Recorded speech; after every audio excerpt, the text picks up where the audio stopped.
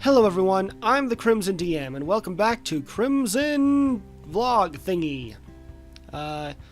In my vlog thingies, I have talked often about my childhood in gaming, and this is probably one of the only times I'll break it, because this is actually not quite a vlog thingy, as it's more of a top 10 thingy, but it's also sort of part of my experience in gaming, and just something I wanted to talk about.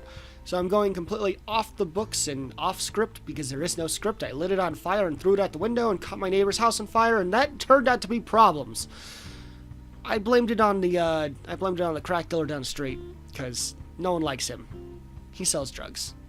Anyway, point is, my atrocities aside, I wanted to talk about this. The top 10 games that I have personally played for the first time, or actually really played for the first time, in the year of 2018. Okay, my top 10 games of 2018, but not games that came out then. I want to specify. These games, most of them did not come out in 2018. I think only one of them did. Maybe two. So, starting at number 10, we have Doki Doki Literature Club. Now, I saw about maybe the first 20 minutes of this on MatPat's GT Live, and holy crap, did I fall instantly in love.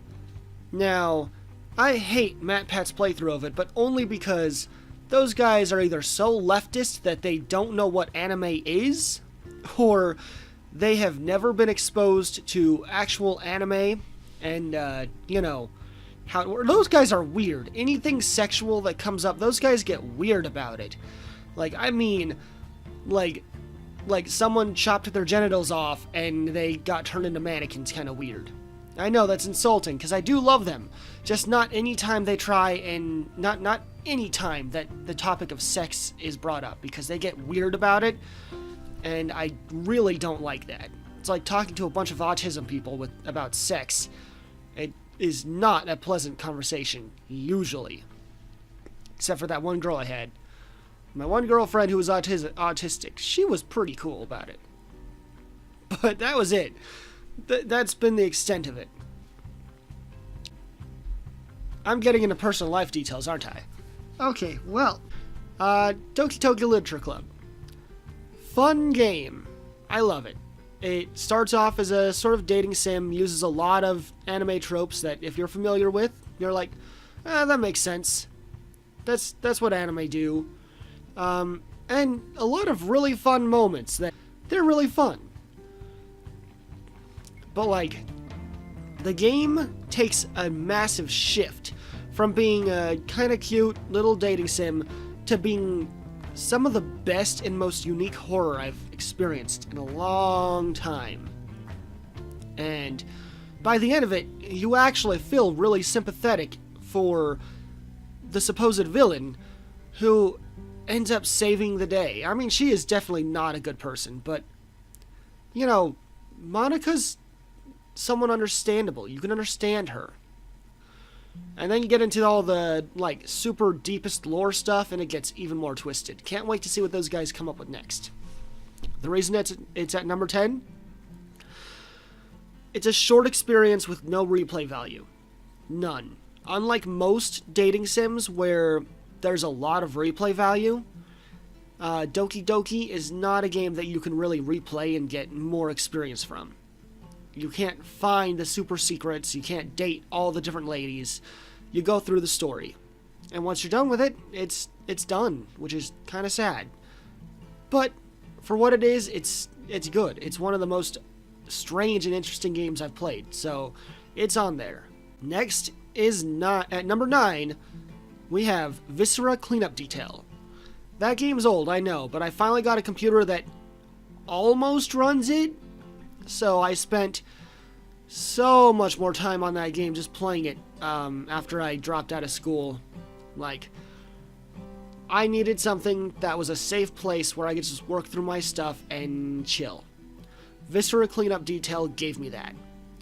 It was sort of healing in a way, just the monotony of picking up organs and putting them in bins and then mopping the floors and the ceilings of blood and picking up gun casing shells and stuff.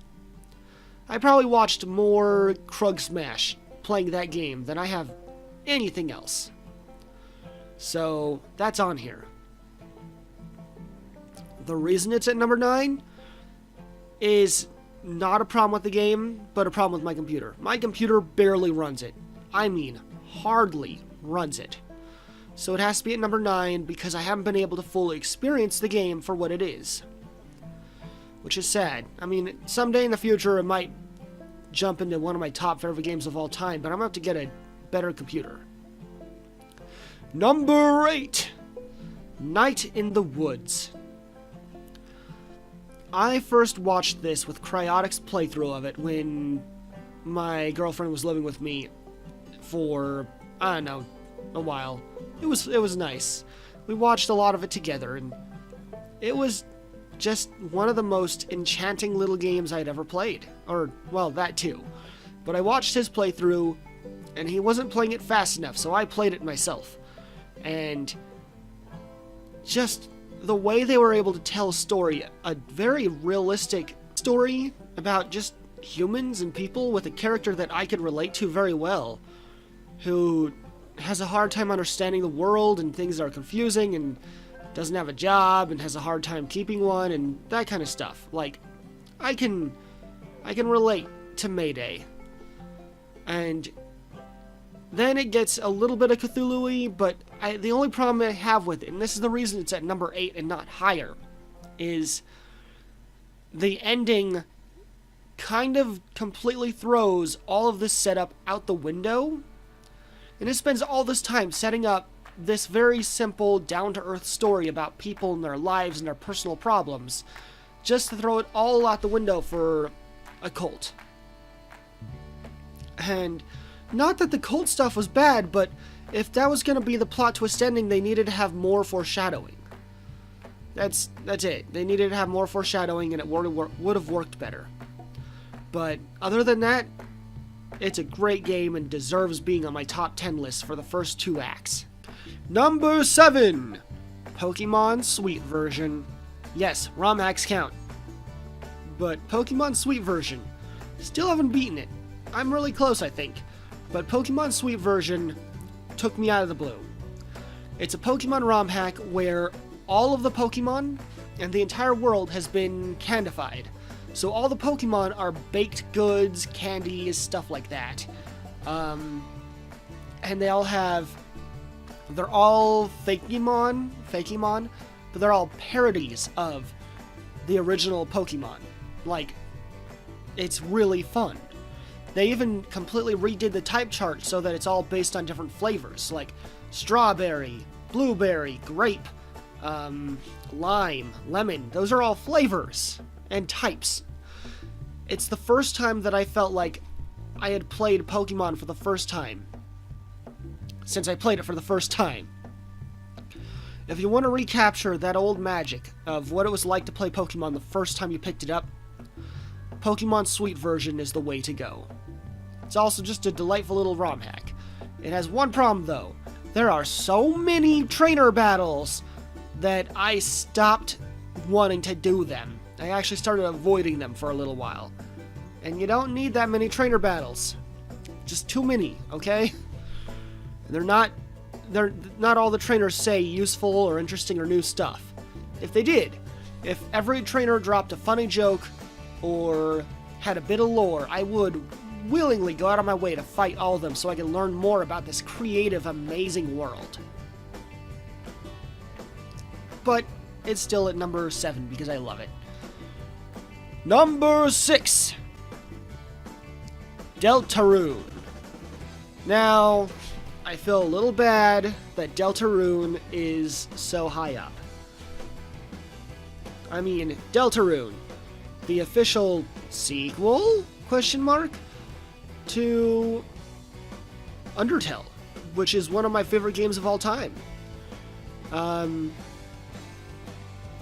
It's not very high on the list, and there's a couple reasons for it. Like, when I saw this, I loved it. When I played it, I loved it more. I beat the entire thing in one day. It was one of the most charming experiences I've had in a long time, and I love it. It's just the best. The problem with Deltarune. The problem is kind of simple. It doesn't have enough of what I'd say is the original magic that made Undertale work. And the art style is, understandably, it's a little simplistic in certain ways. It's too dark, which is hilarious because it's about darkness, but like, it felt too dark, and that was a little problematic because I wanted to see more of the beautiful artwork, but when they get to the beautiful artwork, it is so gorgeous. Every part of the game just exudes beauty, but there's not enough of the art for the majority of the game. That and the fact that it's super short, but also ends on a cliffhanger. Like, there's a couple things that make me a little bit worried about Deltarune, so that's why it's only at number 6. Maybe Deltarune Part 2, Chapter 2, will be much higher up, because I have a feeling that when they do it, they're going to explore a new world. Also, Deltarune. I wanted to re-experience time with my old friends, and they do give you time for that, but it's not the same. Papyrus is not in it. Papyrus is not in it, so worst game 2018. I'm moving it. It's going off my list. Nope, not at number 6. Nope, Papyrus is gone. Don't got my Papyrus. Don't got my vote. Meh. Number 5, Underel. So you've probably been seeing me play this on my channel a lot, along with Pokemon Sweet Version and Deltarune. Underel. I don't even know if this came out in this year or if it's a few years old. I don't remember. But Underel I got this year. And at first I struggled with it. It was a little bit weird, feels like Fallout 1 and 2, but it's a little complicated, and it took a while for it to really grow on me.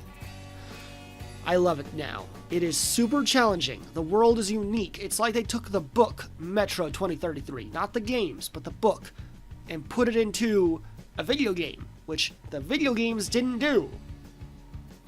The Metro video games are nothing like the book, and that breaks my heart, but I do like the Metro video games.